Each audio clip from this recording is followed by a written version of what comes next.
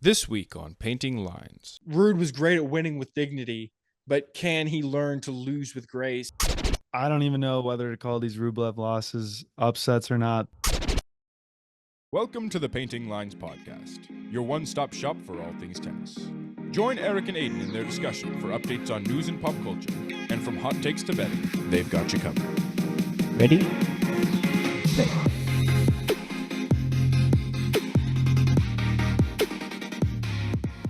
Welcome back to Painting Lines. There was no shortage of tennis this past week. We had 4 tournaments going on: Hamburg, Newport, Gstaad, and Bastad.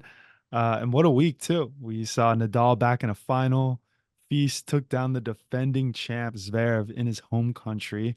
Um, the Italian hammer strikes the final nail in the coffin of Halys, and Michelsen falls short in Newport for the second year in a row. So strap in. This is going to be a big episode.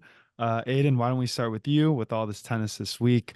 Did you have a favorite tournament that you were following or you found yourself more interested in than the others? Yeah, I mean, I think easily the most interesting one to me was Bastad, just because of Nadal. Like I mentioned last week, he was playing doubles with Ruud too, and like he started off the week super hot. He won in doubles twice with Ruud. Had to actually pull out because of how well he was doing in singles. Makes this run, has some excellent matches along the way. But overall, it was an interesting tournament. Like there were a lot of upsets. The top 3 seeds were all out in their first match. And while Nadal didn't get it done in the end, it was definitely the one that I was like tracking the most and was the most like engaged with. Trust me, I knew you were going to say that. I felt like every time we talked about it, it was always you referring back to this tournament and Nadal. But for me, it was Newport just because it was in the US and it was way easier to follow with the timing. Like I felt like every time I wanted to watch a match or check a score, it was, at a reasonable hour, not super early in the morning. Yeah. And you're on Cali time Yeah, too. I was waking up early and being like, what's going on in these matches? Right, right. So let's hop into Hamburg. We could just start there with some big names in the tournaments: Vera, Runa, Baez, Sarundalo, and Fils. I thought it was a pretty routine. We had the top 4 make it into the quarterfinals. Yeah, and actually 7 of the top 8 seeds. So like up to that point in the tournament, definitely like the expected people were making it there. But they had some upsets in that round, and not necessarily exactly who you expect. But I mean, in the final, I guess Fils and Zverev are 2 of the guys that were definitely favorites coming into this tournament. But I mean, it was kind of a shocking result that Zverev didn't end up taking the title. Yeah, I was kind of talking shit about Feast not too long ago, saying he hasn't really done much this year. So here we go, eating my words. But I would say the most interesting part of this tournament was the drama between Gaston and Zverev. I don't know if you saw, but Zverev volleyed ball double bounce clearly, and Gaston got to it, but then the ref didn't call anything. Once again, Zverev gets screwed on clay due to a bad call.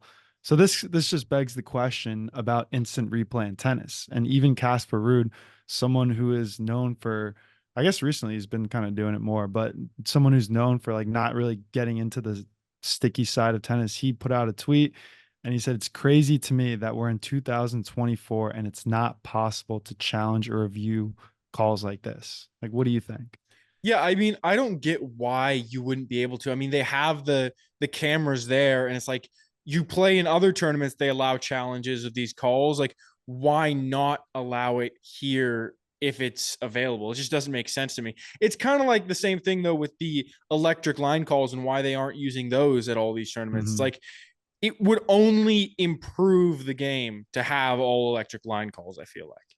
Yeah, I know. And I mean, I was gonna say there should be some kind of consistency too. Like you said, you can challenge in some of the tournaments, but then you can't. Maybe it's only the slams you can challenge, I think.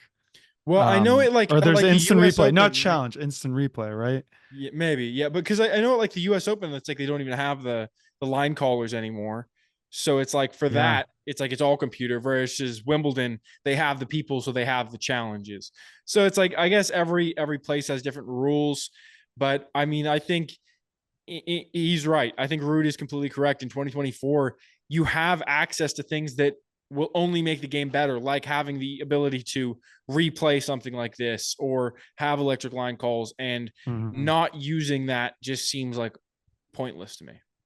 I know. And I thought it was pretty funny because I was reading some of the comments or some of the replies, and one guy's like, would it really make that much of a difference in the outcome of a match? Like it's really just 1 point.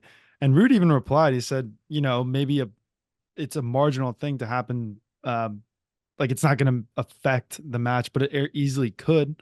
Like Yeah, well, I Zverev mean, luckily ended up winning, but it think of could. how Sinner lost to Tsitsipas earlier in the year because one bad call. I mean, he didn't lose because of the one bad call, but it was a critical point. There was a bad call. He would have won the point, won the game, and probably won the match. Yeah. But No, instead, it swings the other way because of how important that point was. I know. And it's just funny that tennis is probably the only sport that still does not have video review.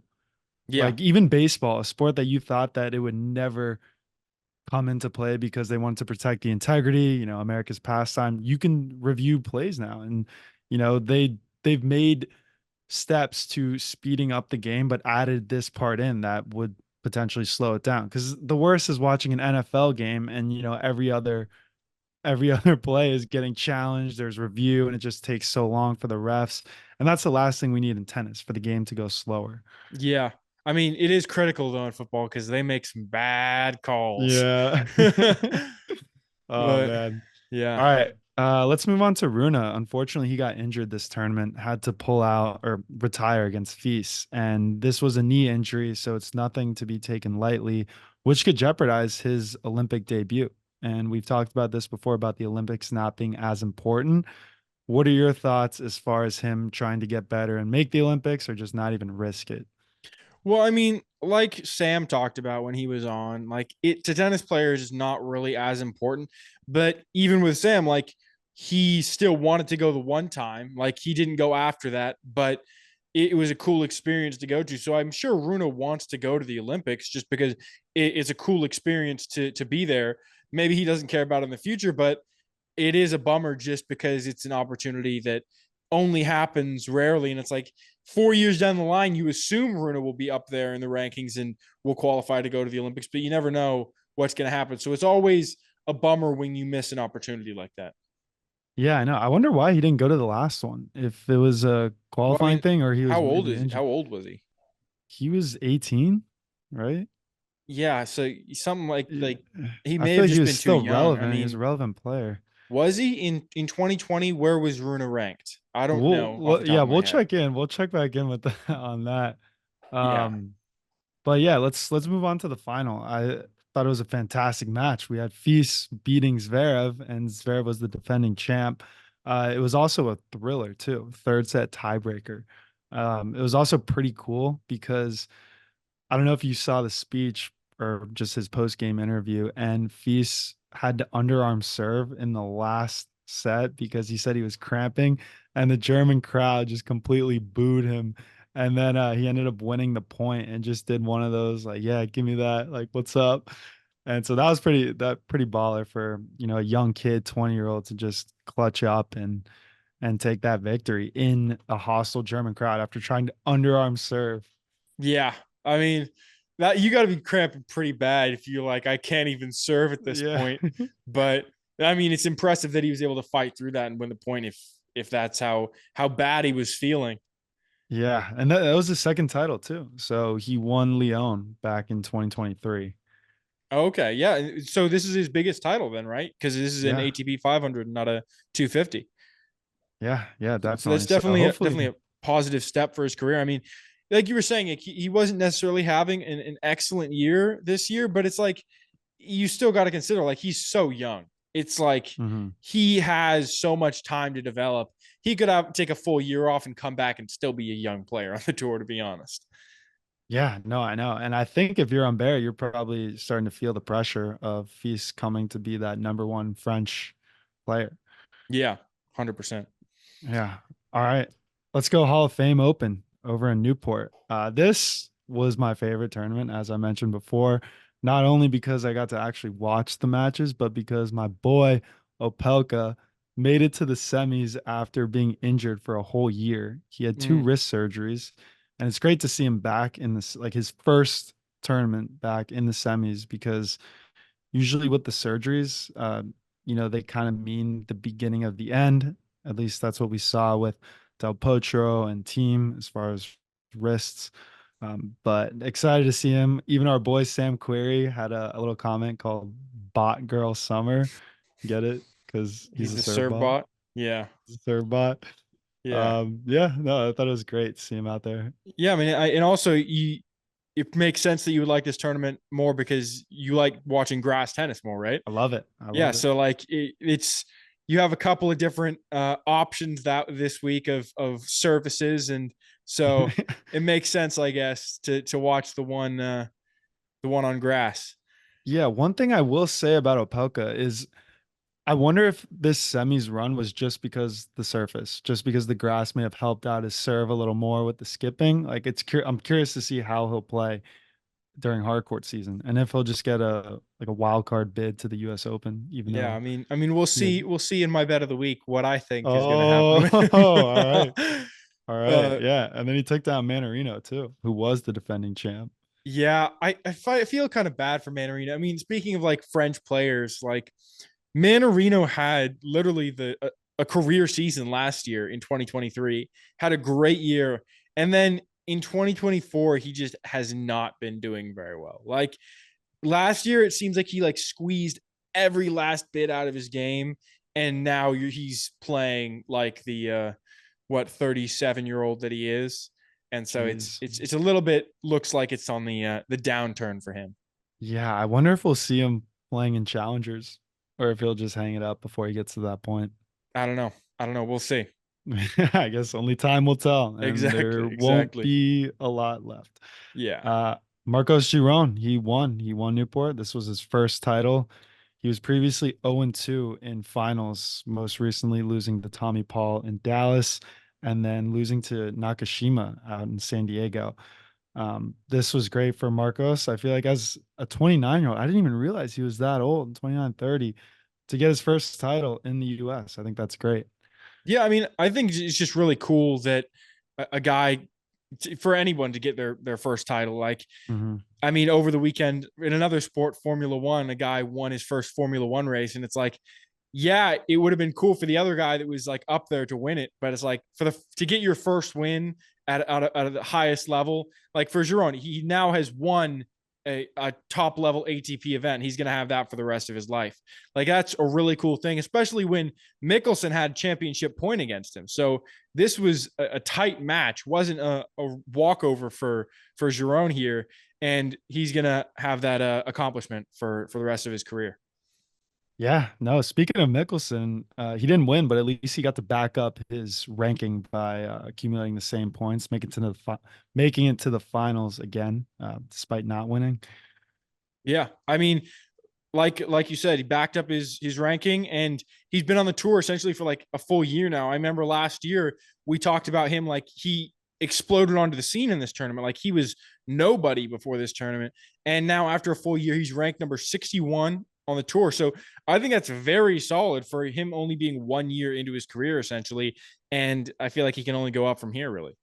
Yeah, I was gonna say, and he had championship points, so I think that's just the immature, the young inexperience of him just not being able to close out. I also saw him kind of throwing his racket around, just looking like moping around on the court. So I think once he develops that part of the game too, I don't know. I mean, I think he's clearly good on grass. We could see him, do well in those like that short little grass season leading up to Wimbledon. I don't really know too much about his clay game though, like if he'll be a well-rounded player. Yeah. I think it's another thing. Time will tell. And I think Hmm. also for him, it's like, yes, he can do well on grass because I feel like he has a solid serve and a solid game for that. But the clay is always going to be tough for the Americans. And Hmm. so I feel like building that up is always a tough thing, but we'll see if he's able to do that in the next couple of years. Yeah, one more thing on Newport and then we'll move on. I just thought it was so soothing watching tennis and listening to the seagulls in the background. Just such a great ambiance. Mm. It Yeah, was just it was peaceful. nature in the tournament. Nature. Exactly, exactly. All right, so let's move on to the Swiss Open over in Gstaad. Something I wanted to mention here. I noticed Dominic Stricker in the tournament. He's been on my radar actually since the U.S. Open last year, where he made a a run to the round of 16 and beat Stefanos Tsitsipas. I really thought after that we were going to see a breakout, but he really hasn't done much. And of course, lost the first round here. We have Stan Wawrinka, also one and done. I think you got to feel for the Swiss people, man. Like they had Wawrinka and Federer. Swiss tennis was pretty dominant, and then now they essentially have no one. Like Stricker is supposed to be that guy. Well, yeah, I feel like also Stricker's really young. Like he played in the next gen finals last year, right? So that there's like an age limit for that. So he's still a very young player, and I think you just got to give him time to develop, and we'll see what happens from there. I guess there is nobody kind of in that middle period Mhm. between, because like Federer and Stan are obviously like 42 for Federer, whatever he is, and Stan is 38. So late 30s, early 40s. And then you would think that there would be another Swiss player that kind of saw them when they were coming up and is like 30 and is on the tour right now. And I can't think of one that's at that level right now. And I guess Stricker, we got to hope can develop in that. I mean, for Swiss tennis's sake, but Mhm. it's another one. I mean, we're talking a lot in this episode about these guys that are the future of tennis and what we're going to see in a couple of years. Stricker is going to be part of that, I think, and we'll see where he develops into. He's clearly a talented player, but we'll see what happens. Yeah, no, you're right. I think it is pretty cool about this sport where you do have guys who may be the same age, but at totally different levels because people do develop at a much different pace than other people. Some people go on to play college tennis, some get sent to, essentially a camp when they're 13 years old and just train tennis all day. So, we alluded to this earlier about injuries. If it has anything to do with starting earlier, there's possible burnout. But no, I think I hope to see Stricker develop because I did like his game. I thought it was very fun watching him in that U.S. Open.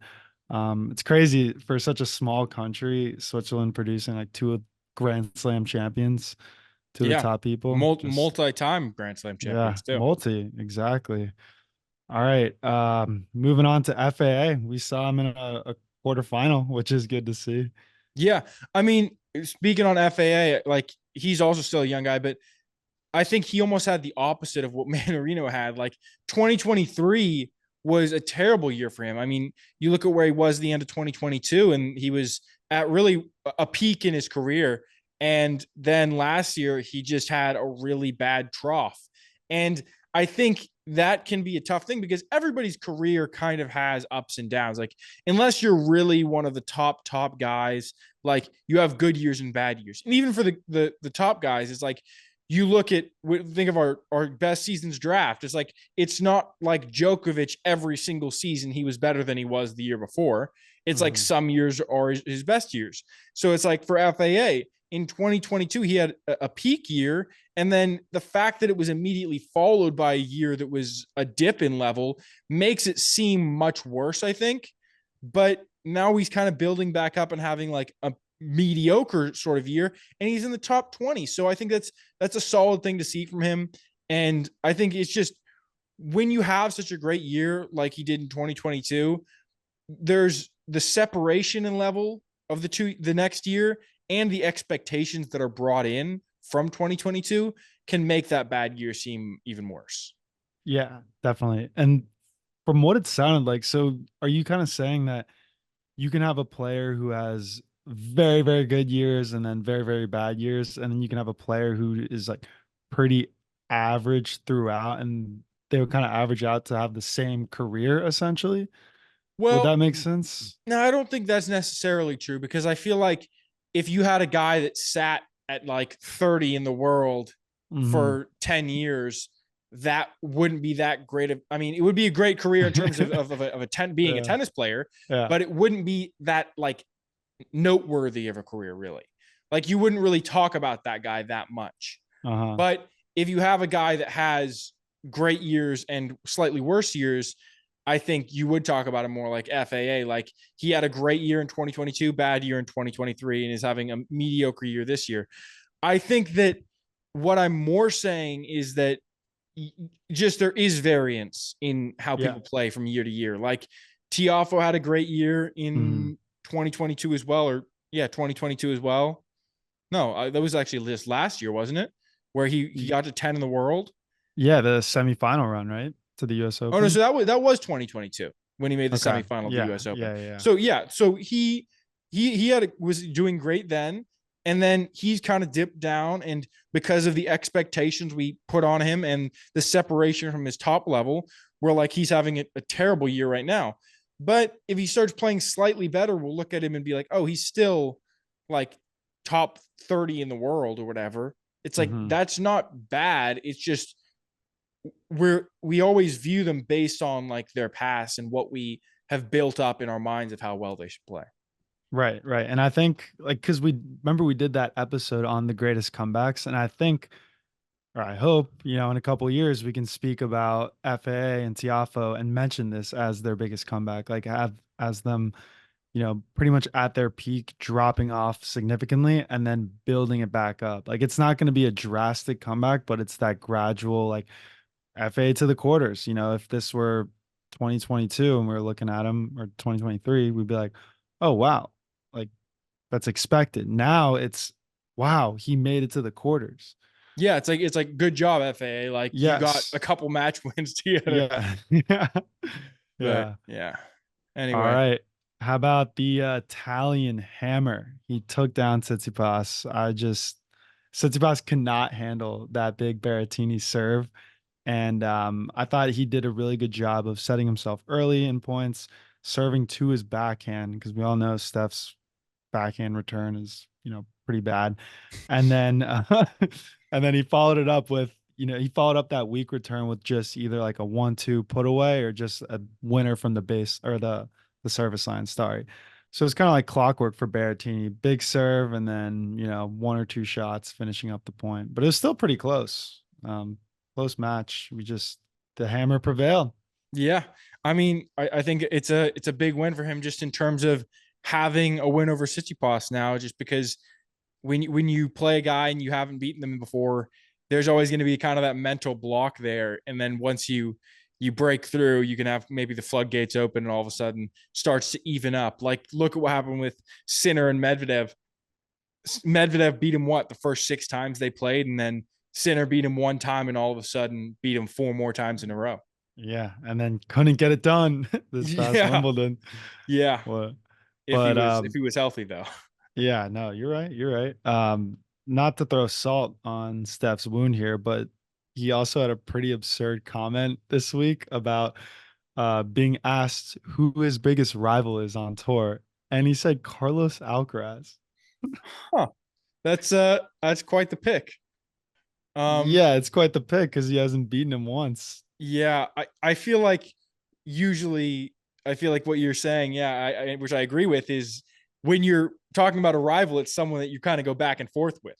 Yeah. And I would definitely not say this is that type of rivalry because Alcaraz has been dominating him. I think Stefanos was kind of just talking about, oh, this is the guy that like Mhm. I'm most worried to play, maybe. Like Yeah. maybe that's how he was taking it. Like, who's your biggest rival? Who do you think essentially is your best competition?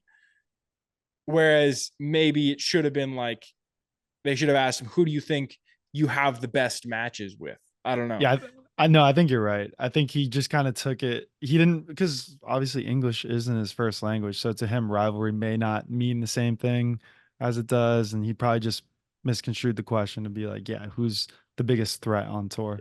Or But maybe he does think that he's just the same hey, level of yeah. Alcaraz, which is pretty crazy given the fact that Alcaraz has won 4 Grand Slams now and Steph has won none. Jeez, I know. Well, if I had to pick Steph's biggest rival for him, I would say someone like Medvedev or Zverev when they came up together. And then obviously there's the off-court drama too, like Yeah. Medvedev and Tsitsipas, Miami 2019. That is my all-time favorite confrontation between any two tennis players. Yeah. 100%. 100%. I mean, Yeah, and this is then kind a of couple. unrelated here, though. I do think that it's crazy the more and more slams Alcaraz wins, like the number just builds so quickly. It's like, do you realize that he has won more Grand Slams than Andy Murray now? Oh my Like, gosh. that's This is crazy to think about. absurd. This dude's 21. He's won more Grand Slams than Wawrinka ever did in his career and than Murray did in his career. Oh, dude, when you put it like that, that just makes me feel even more bad for Murray. Yeah, it sucks for Murray that he had to play against these other guys. And I wonder what's going to happen here with Alcaraz. I mean, we're I mean, speculating on the future again, but who's going to compete with him over these next few years? It's going to stop him from winning 40 Grand Slams. yeah, I'm hoping Sinner. I mean, the way it's looking is probably Alcaraz will take 3, Sinner 1 each year.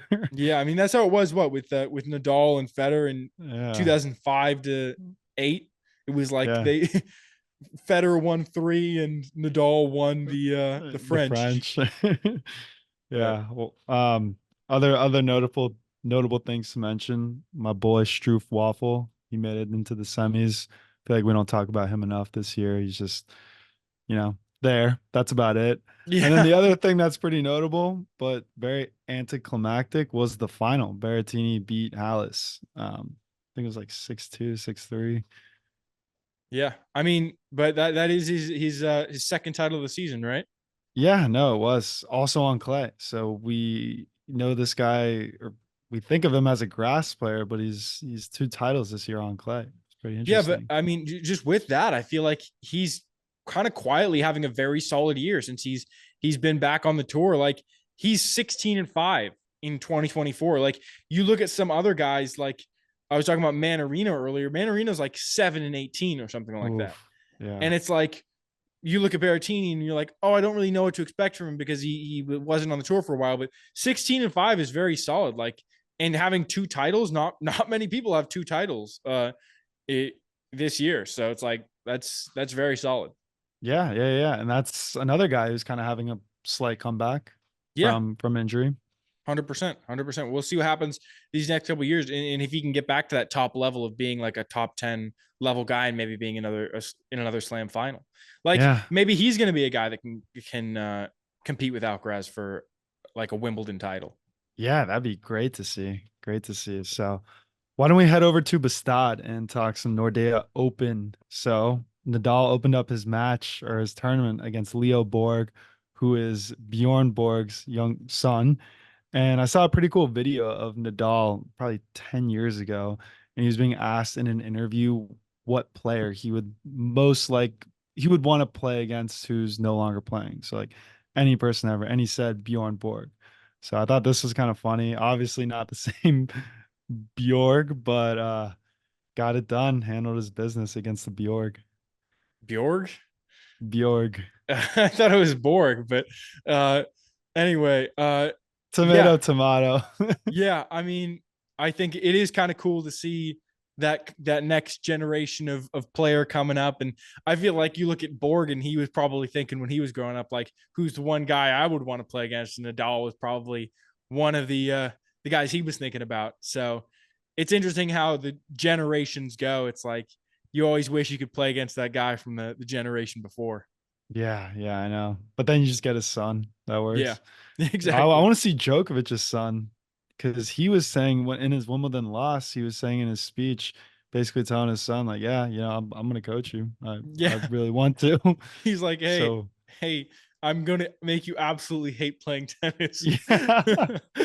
I'm going to live vicariously through you for the next 20 years. I hope you're ready for it. Yeah, he's like, I'm going to teach you how to play tennis, and I'm not gonna hold back. You got to learn mental strength. All right, another tournament, another Rublev loss, this time to someone named Tarante, who is ranked number 121. Ooh, yeah, that's not great for Rublev. I mean, I feel like we're kind of talking about Rublev right now, like we were talking about FAA last year. Like, you We mentioned this to are. me, and I completely agree with it. Like, this, I don't want to take credit for this. I feel like this is your comment that you texted me. Like, you said, FAA, we're talking about Rublev is like the FAA now, Yes. because FAA last year we were like, oh, is it even an upset to see FAA lose? Like, every single tournament he lost in the first round. And now with Rublev, it's the same exact thing. And it's like, I'm so confused how he was able to win Madrid this year. Like, it's such a standalone performance this year compared to how he's performed in what seems like the rest of the season. Yeah, there's a great book called Fooled by Randomness, and this is probably the most random thing his win in Madrid this year. Yeah, But and it he beat happens. Alcaraz there too. It's like Yeah, what he didn't play nobodies necessarily. It's just I know. crazy. So I guess for right now, I don't even know whether to call these Rublev losses upsets or not, but I can tell you what was an upset this tournament was Ruud losing to Montero and pretty handedly too in straights, 6-3, 6-3. I thought Montero did a great job of moving Ruud up and down on the court and side to side, basically moving him all around. And then he had a great cross court exchange with him because he's got that big lefty forehand, just attacking Ruud's backhand. So good exchange for him. And then we saw Ruud visibly pissed on the court, yelling at his box, like moping, just something that we didn't see from this guy 3 years ago, 2 years ago. And I feel like he's just getting more frustrated and frustrated with his playing lately. Yeah, I mean, I think weirdly, it's like we're seeing him regress a little bit, and it's like Mm-hmm. they always say, "What is it like?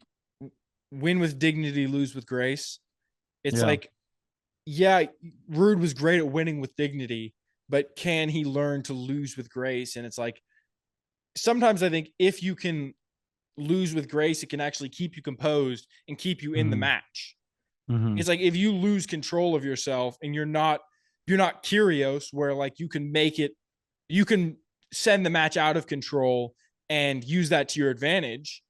I don't think Rude is at that level of making the whole match a yelling and a performance.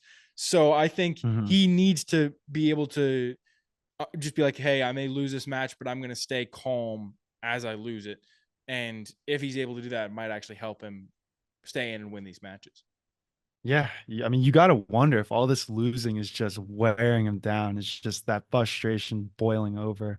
Yeah. I, And it's weird because of how well he played like earlier in the clay season. Like he played great yeah, in Monte Carlo and in Barcelona. And it's yeah. like that what's happening here. I don't know, but he was so far back on, it was actually match point, so far back on Montero's serve.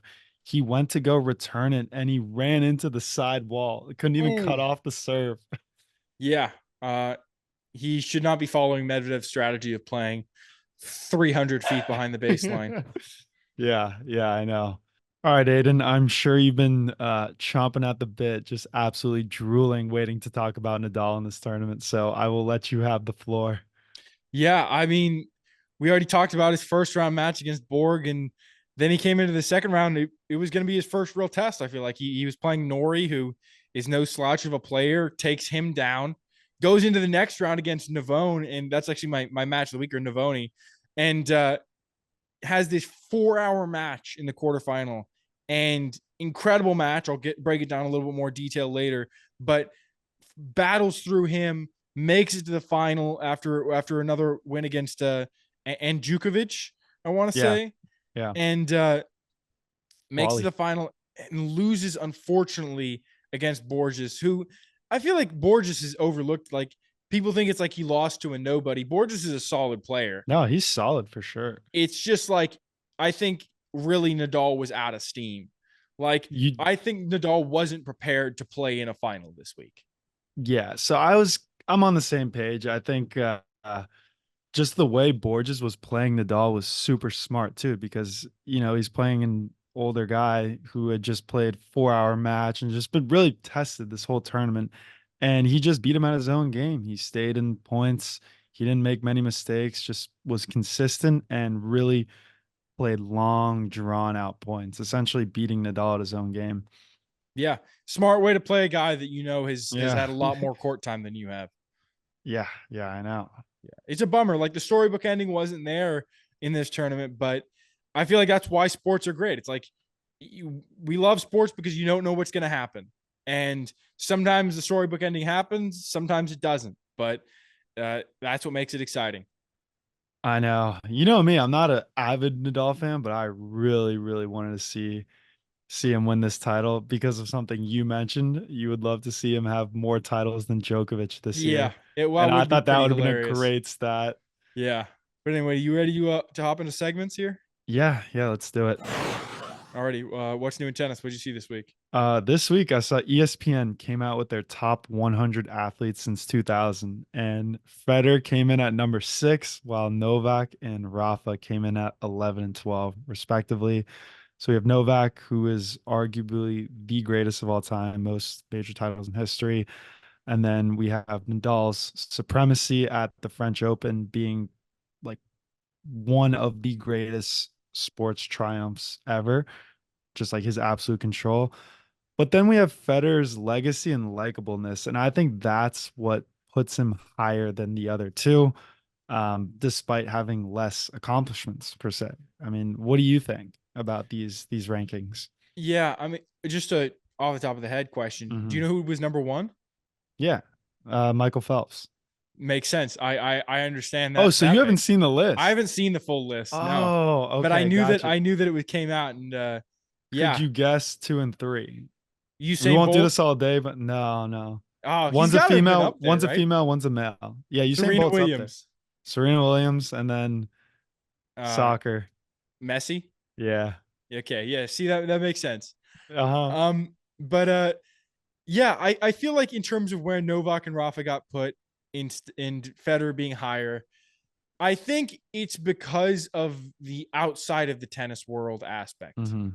And I think that is an argument maybe in Federer's favor is like people like if you're a sports fan, you know about Djokovic because you're like, if you think about tennis, it's like, okay, this guy's really the best tennis player of all time.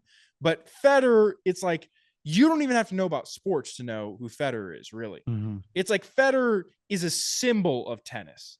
And so it's like, yes, maybe he wasn't actually the best player of these three guys, but his impact, I think, is much bigger probably than Djokovic's was. 100% agree. I just would love to see what Djokovic is thinking about right now because in his mind, he got slighted, right? Like in every way, he just can't beat Federer despite being better than him on the court. Yeah, I mean, I think it's a question though of like when you're talking about let's say baseball or something and someone's like, "Oh, the best player of all time is Babe Ruth." And it's like, Hmm. was it Babe Ruth or was it Barry Bonds who had way better accomplishments and everything? Was it But he's on steroids. Pete Rose who had like And 40,000 hits or whatever but gambled on himself? It's like, yeah. yeah, less people know about Pete Rose than they know about Babe Ruth, and it's like just because Babe Ruth had more of a cultural impact, he's going to be seen as the better player, I feel like. Yeah. And Yeah. so it's like But if you're talking about Djokovic, it's like, yeah, if you follow tennis at all, it's really tough to say that Djokovic isn't the best.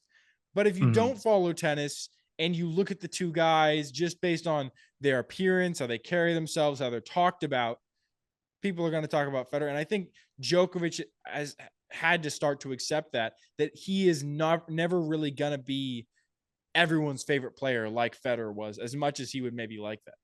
Yeah, definitely. And you can make the argument that Federer was like multi-generational where he had to adapt his game a few times. Whereas I feel like Nadal and Djokovic didn't really adapt their playing styles. They just kind of perfected it. Whereas Federer went from serve and volley to, the early 2000s where there was more baseline hitting, and then eventually up into the new, just like ultra fast racket head speed, blistering forehand phase. Yeah, I mean, there's an argument for that, but it's also like Hmm. it's always going to be just the argument about like who's actually the better Yeah. player in the end, right? Yeah. Right. But And overall, I think a big win for the sport having 3 people inside the top 15 yeah, I mean, I think for that's all time. definitely true. I mean, what is it? 3 in the top 12, right? 3 in the top 12. Yeah, exactly. 25% of the top 12 were tennis players. Actually, it's Serena's in there too. What? Yeah. It's Yeah. it's 4 out of 12. So a third of the Yeah. top 12 were all tennis players. So that's pretty cool to see for the sport in general. But Ooh, yeah, go tennis. Yeah, pretty cool. I wonder what sport got left out from the top 12. Like, because I'm sure there's like some great, like, I bet there's a cricket player in there. I wouldn't be Yeah. surprised. But Yeah, just like if there's some like some baseball player or something that they're like, we didn't get any yeah. representation. They got like one Yeah. guy in there or something. Yeah. Yeah. No, I know Bryce Harper and Trout were definitely in the top 30, I want to say. Yeah. LeBron at 4, Brady at 5. That's actually All around surprising to list. me. That's actually surprising to Yeah. me. I would have thought Brady would Yeah. be higher than LeBron. That's what I would have thought too. Like But I'm a huge LeBron fan, but I I know think you are. I think that Brady is like so by so much the greatest in football.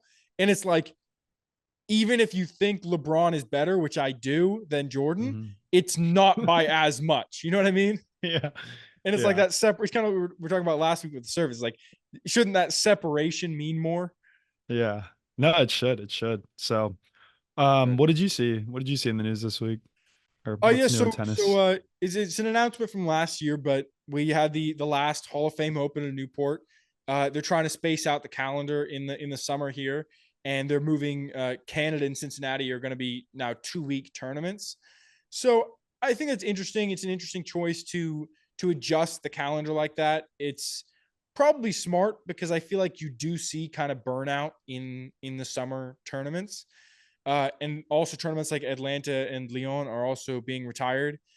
To compensate that, Dallas, Doha, and Munich are being upgraded to 500, so the points will balance out. But I'm wondering, like, how is this going to impact the U.S. Open? Like, you think about the Australian Open, I feel like that the reason that Djokovic was able to dominate the Australian Open like he has for 10 years, or he's won 10 titles there. Yeah. Uh, the reason he's able to do that is because he always comes into it fresh.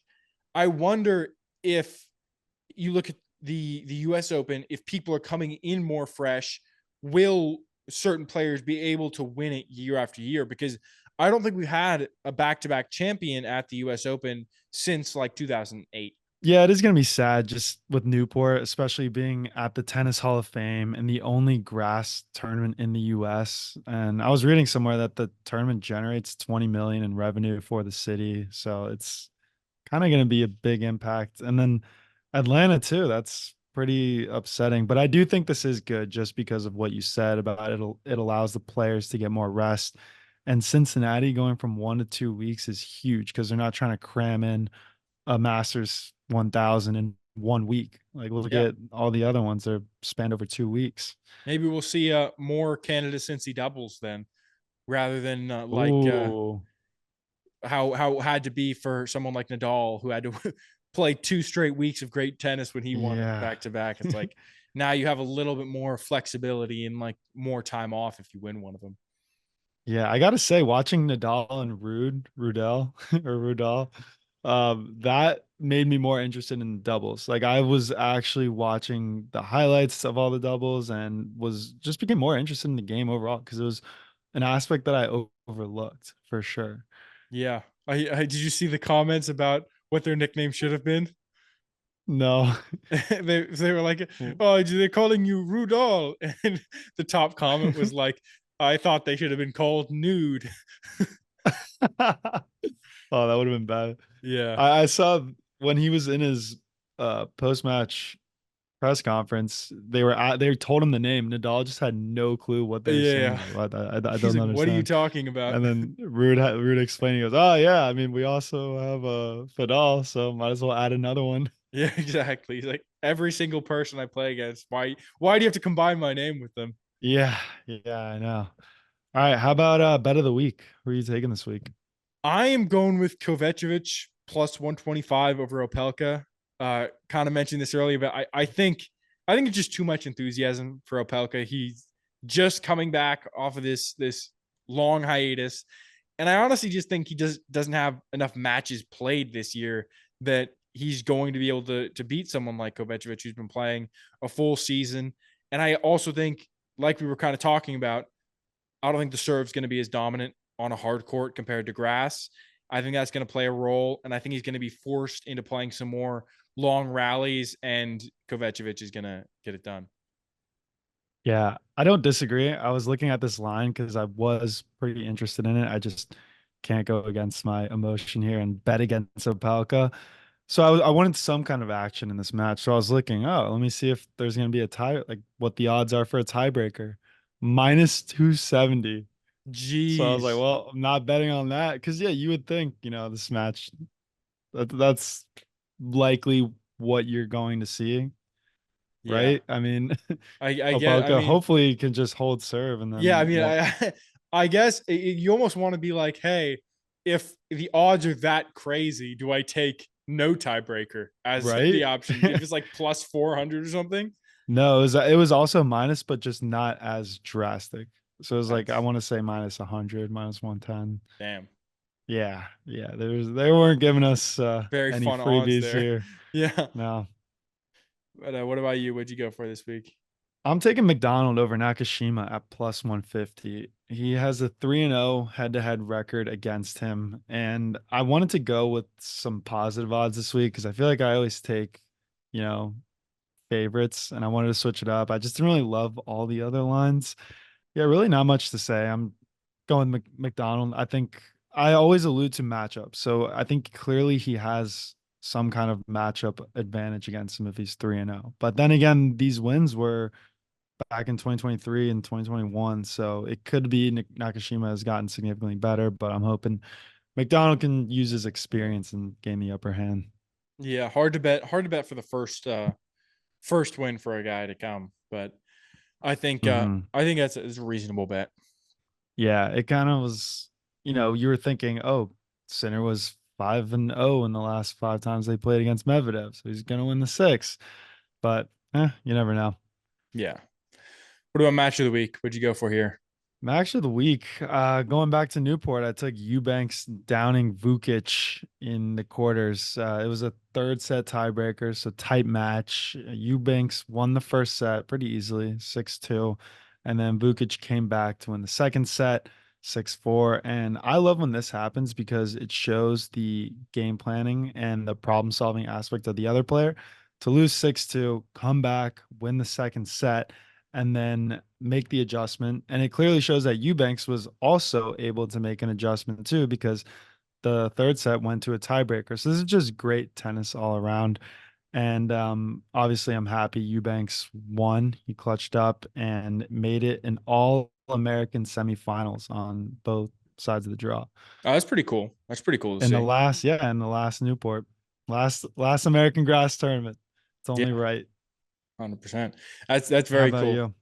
I went with a Nadal match, like I talked about, beating Navoni. It was a 4 hour match, so obviously a struggle for these guys to be out there for that long.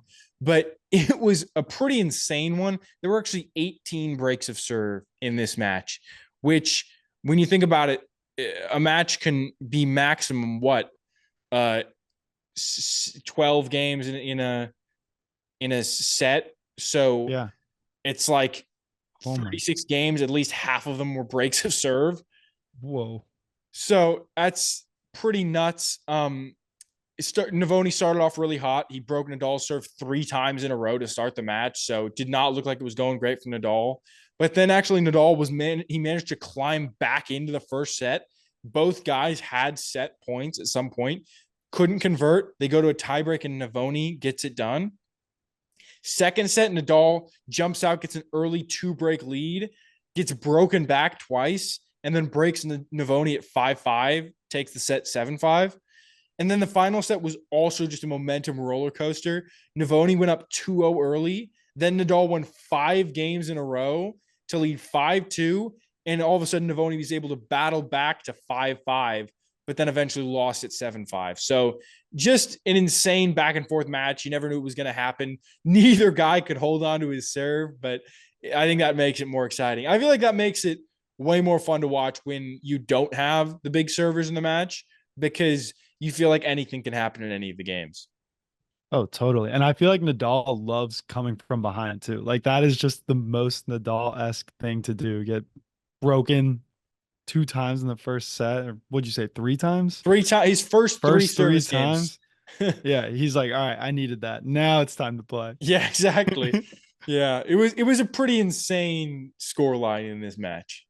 Jeez, that is great. I'm going to have to check that out. All right, and that's the show. If you're not already subscribed, go ahead and hit that subscribe button. You can find us on Instagram, TikTok, YouTube at Painting Lines Podcast. Feel free to shoot us a DM or email us any questions or thoughts at paintinglinespodcast@gmail.com.